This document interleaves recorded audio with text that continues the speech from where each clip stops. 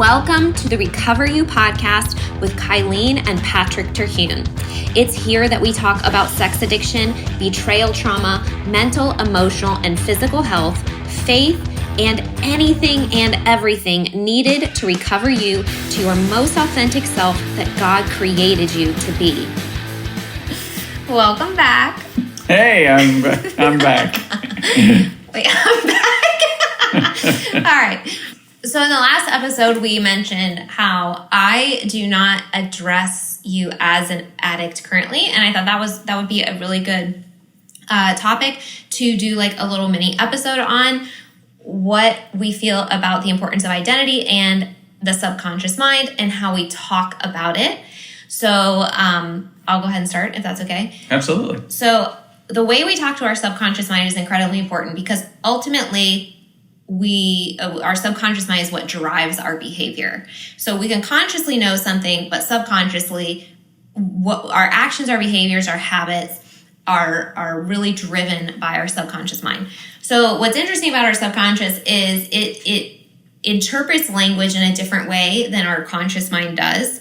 And so when you say I am, your subconscious mind basically takes that as fact. That is who you are. It then absorbs that into your identity. So the more you say I am something, I mean, this can be even, common things like women will constantly say I'm fat, right? Like we've all done that. We all look in the mirror. We all say something negative about ourselves. The more we do it, the more that turns into a belief. And then the belief turns into behaviors.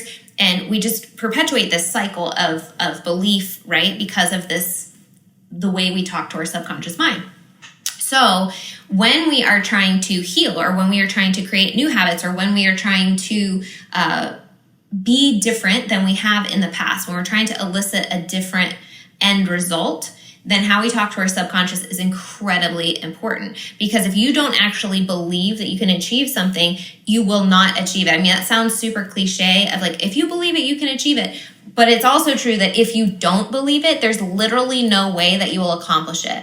Because if you don't believe that something is possible, you will not find the proof and the opportunity to take the steps that will get you there. And in fact, you may even kind of pull proof that you can't, because you're going to pull proof of whatever filter you have. You're going to pull proof of whatever it is that you deeply subconsciously believe.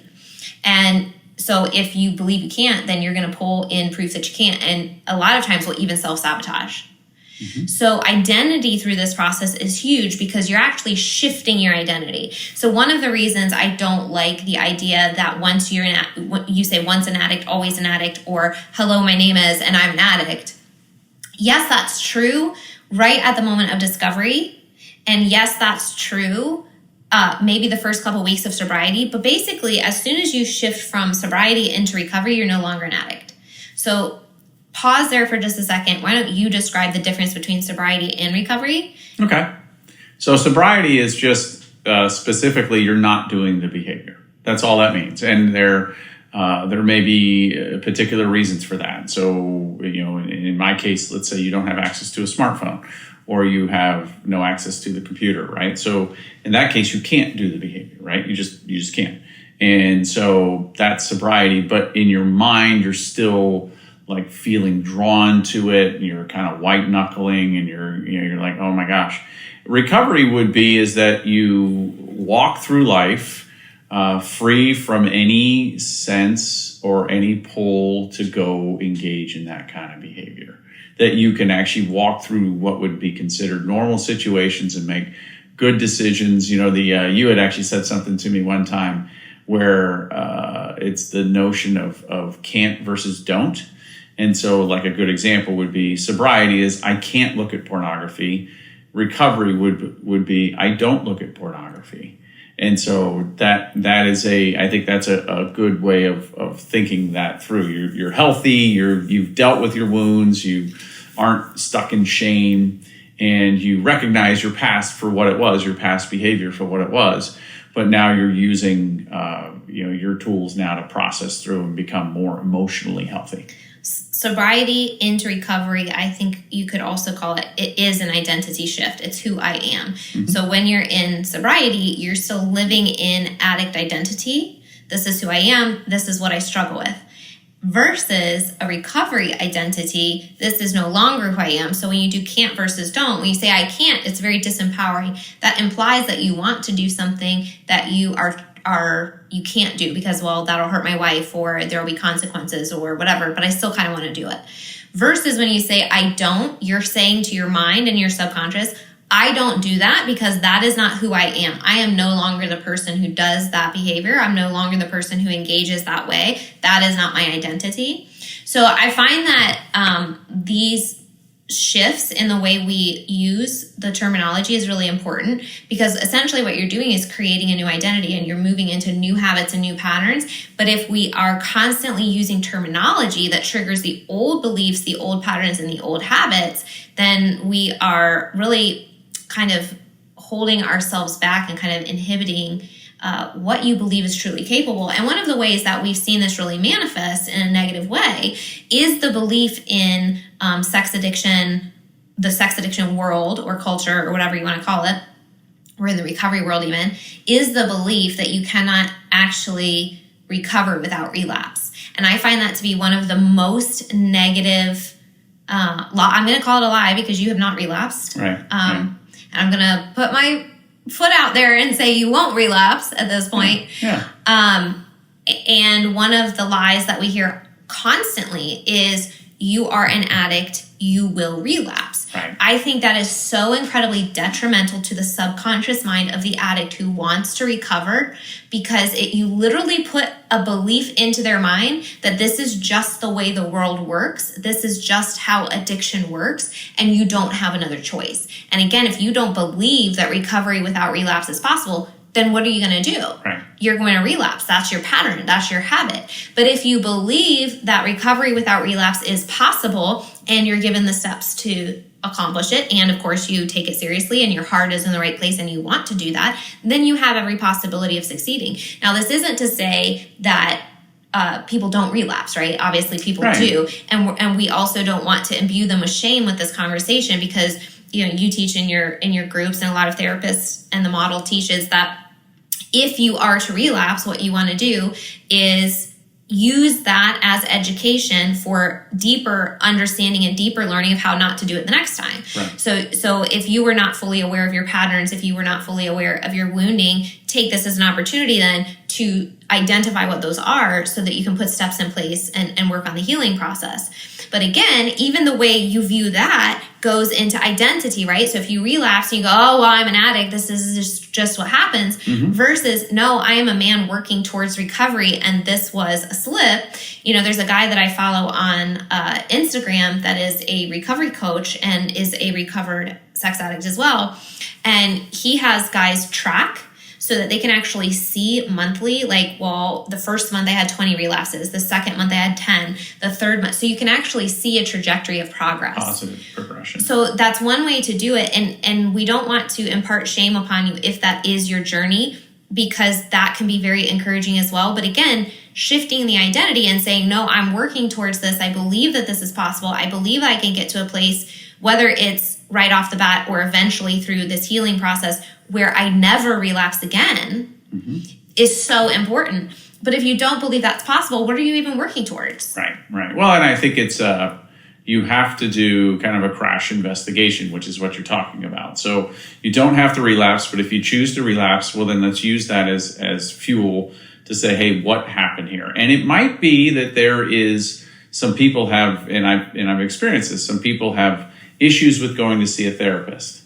And so, we have to try to figure that out. What is that issue? What will it take to get you in because I personally have just really struggled going to therapy initially because I had negative experiences before, and it really turned me off to the idea.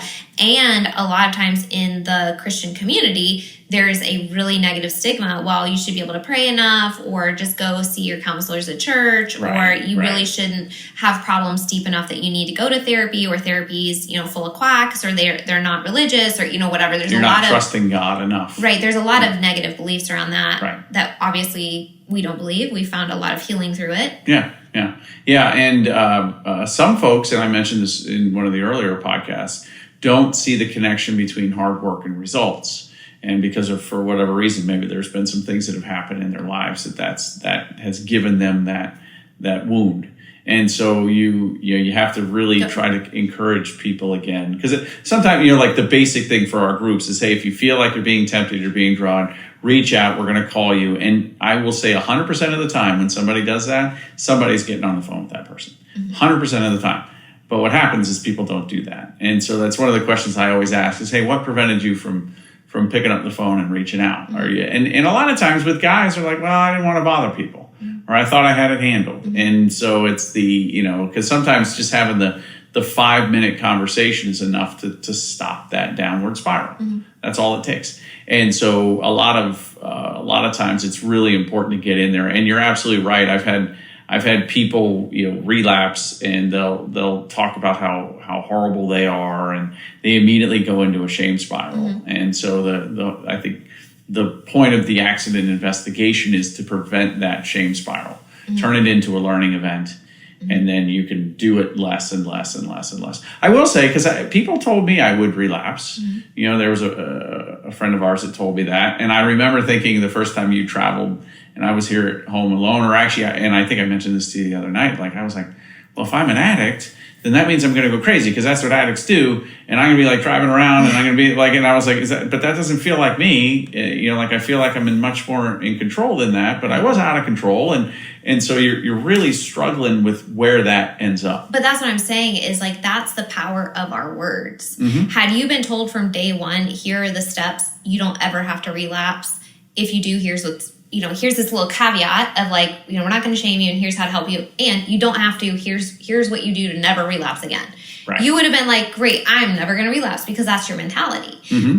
And that's not everybody's mentality, but that's okay. But I think it does such a detriment to the people that do have that mentality to basically convince them that they can't do it. Right. That's so harmful in my mind, because you even had this, it was maybe 2 months in, you had read, we're not even going to name it because it's a horrible book and we don't want to advertise it. But we'll talk about it at some point. We will. We'll go into depth. But it basically, the whole title, the whole point of the book, supposedly is to get you into sobriety. But the whole conversation throughout the book is every guy is struggling with this. And if you are struggling with this, you will struggle with this for the rest of your life. And it was a couple months into recovery for you where you started doubting yourself. And I had learned enough about what you had read and going through this at that point that I actually was stop. You are believing that because of this material that you read. That is not true, because these thoughts and these ideas were undermining your sense of personal power. Right. And that is so problematic. You have to read materials and get information that empowers you to take action, and know that when you're taking the action, you're going to get the results that you want. And so it just really, I get so fired up about this, because essentially what has to happen in order to succeed, and this is on the betrayed side as well, you have to choose what identity you're stepping into and act like that is your identity. Right. But if you are convinced that you are living in this identity of addiction and you refuse to change that terminology or that belief, it changes the filter, it changes the way you view the world, it obviously changes how you view yourself and your capabilities, and that will show up in your behavior, because your body has no choice. It goes thoughts, beliefs, actions, that's how that works. And so we have to start at that identity level of saying, okay, maybe I don't feel like this is who I am right now, but that is who I want to be, and I'm going to choose to take that identity on. On the betrayal side, our identity is really threatened. Right? And we all of a sudden don't know who we are because the life we thought we were living isn't. Right? And so a lot of times this turns into lack of self-confidence and self-worth, and a lot of negative self-talk and things like that about our bodies, about our capabilities, about our womanhood, about, all these kinds of things. So there's different ways that we can process this, but one of the most powerful is making a conscious decision, a conscious choice to start speaking differently about yourself and to start using more empowering language. So that is not the person that I am. I don't do this. I am, and then fill in the blank with who it is that you're working towards, even if you don't feel like you fully accomplished that yet. Right. But you we moved fairly quickly into you are in recovery. Yeah, I actually, as you were talking, I remember thinking fairly early on, and this is interesting because we talked about shame last time, but I'm going to be recovered. I'm going to beat this thing. It's not going to be a problem. We may not be together. Like I remember saying that. We may not be together. So there was still a limiting belief there. Like I'm not worth, being with after something like this. And so I had to, that is probably what took me longer to work through, was like, no, I'm actually a catch. Are you? No, I'm just kidding.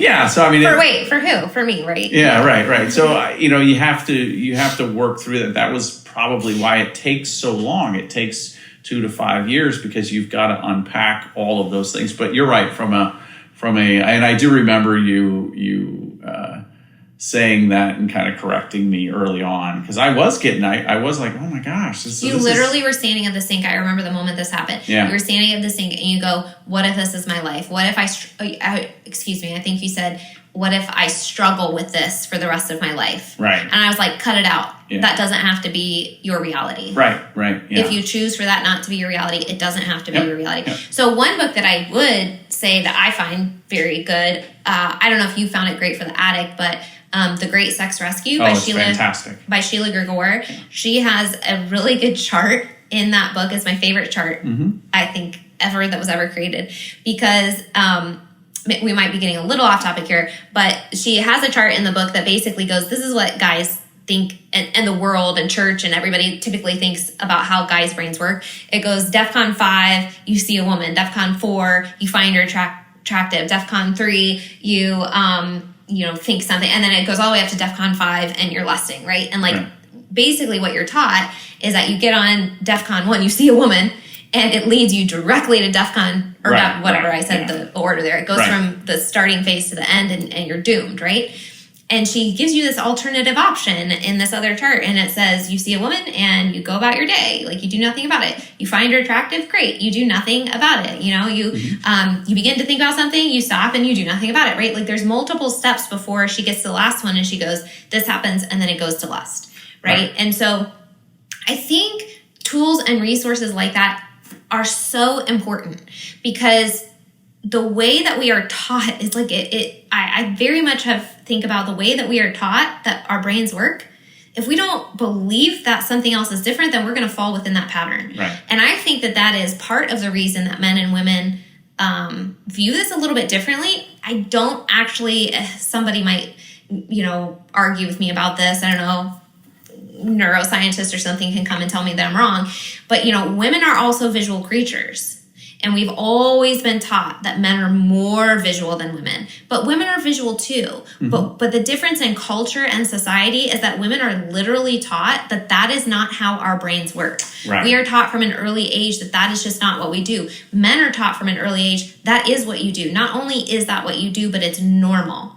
And that's just, it's not, right? It's not true. It doesn't have to be the reality. If you raise a boy, and we did this. If you raise a boy to view a woman as a human being, they view them as a human being. If you raise a boy to objectify a woman, they objectify women. So I think so much of it is not actually truth. It is society, it is culture, it is what we are taught. And that is why I think that terminology and identity is so important, because it has to be, if you want to accomplish something, you have to feel empowered to do it. You have to feel like you have the tools, the resources, and the capability of achieving that, especially if it's something that you have never done before. I would like to briefly interrupt myself, just because when I listened back to this episode, this moment really struck me, as I want to make sure that everyone listening understands that I am in no way blaming parenting for adult bad behavior. So obviously I'm not putting any responsibility for Patrick's behaviors on his parents or my behaviors on my parents. When I am talking about our responsibility as parents to raise our kids with the ability to view others as humans, that is a more broad thought. And my point in this conversation is that as a culture, as a society, and as parents, we need to stop normalizing the objectification of other humans as if that is what your brain naturally does. I do think there is a piece of all of this addiction and pornography addiction that is becoming, honestly, a pandemic, that is not just because they are bombarded with the images, but it's also because they are disempowered to think that that's how their brain works, and they're not empowered to recognize that they have other choices and that they can always say no. So again, not blaming any parents here, for absolutely not. Every adult is responsible for their own behaviors and actions, and I just wanted to make sure that that little clarifying piece is in there. Yeah. Okay. Yeah. That's all I have to say on that. Anything else about identity that you have found to be important through this process? Yeah, there's actually something, and you and I had a conversation about this last Wednesday night, and I think it's important to talk through. So as I've processed through my own identity, and so I hope this makes sense, but so you were cheated on in your first marriage, and you moved on very quickly. In this one, through cyber sex, you were cheated on as well. You set up some very clear boundaries that you expected to be handled, and so, or to be respected, I should say. And so those were really important. So your identity as a woman of worth was very strong. So my history is my high school girlfriend cheated on me, and then I didn't date again until I remarried, and there was some infidelity in that marriage as well. And these are wounded people, right? These are wounded people, and that's what happens. But those, and through that, there was a couple messages like I lack sex appeal, and living with you was horrible, and all this stuff.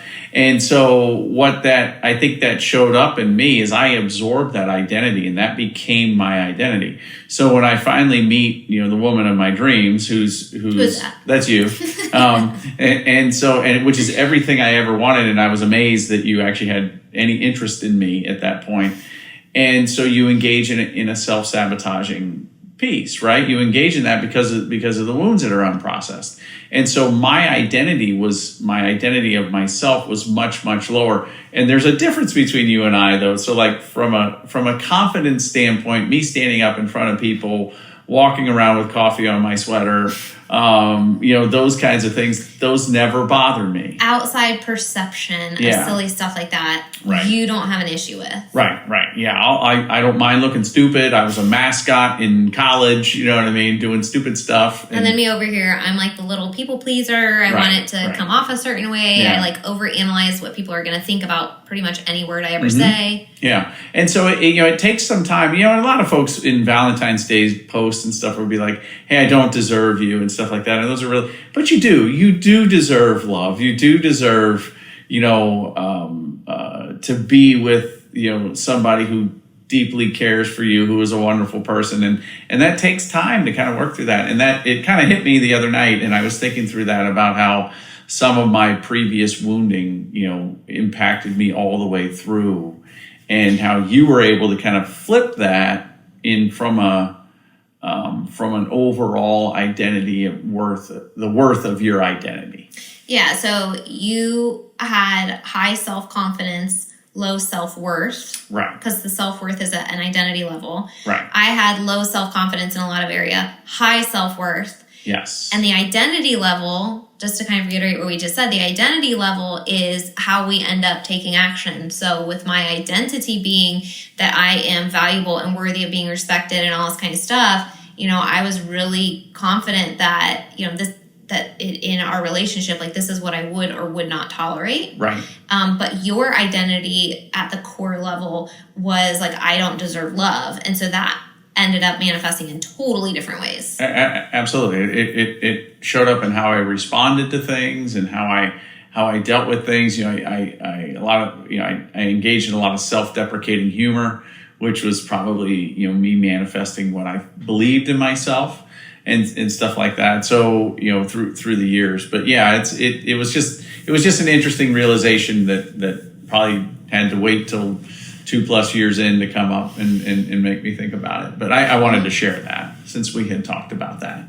Yeah, no, it was interesting when we were talking about it because I had never really thought about it from that perspective. Mm-hmm. But through your healing process, it is reestablishing the identity of worth and of value. Because, we believe that every human has intrinsic worth and value because they're created in the image of God. Right. So if we don't also believe that about ourselves, we are going to end up having different beliefs and emotions and values and behaviors that come out of that we don't want, that are not helpful for our lives. Right. So I hope that's encouraging to you. If you find yourself really struggling with that at an identity level, or you find yourself really struggling with the negative beliefs about yourself, or you really find yourself struggling that constantly you're thinking negative thoughts about yourself, or even saying things out loud, we encourage you to reach out, whether that's a counselor or a therapist, or I work with betrayed spouses, working with somebody that can help you get to the root of those and transition them and step into the identity that you are working towards and that you want. Because that is totally possible, and that's been part of our recovery is that transition. Yes. I want everyone to feel empowered. I want the betrayed spouses to feel empowered, and I want the addict to feel empowered. I think that is so important, because when you are empowered and have others believing you, and you believe that you can accomplish something, you're going to be so much more likely to accomplish it. Yeah, there's such a beautiful life waiting for you if you go through this and really work on this. I mean, even for the addict that's done the worst of the worst, there's beauty ahead of you if you work on it. Thank you so much for listening. If you found this podcast interesting or helpful, it would mean so much if you leave a 5-star review or post a screenshot and share on social media. We are on a mission to share the message of recovery, and you can help get the word out. If you know a friend who could use this podcast, please share it.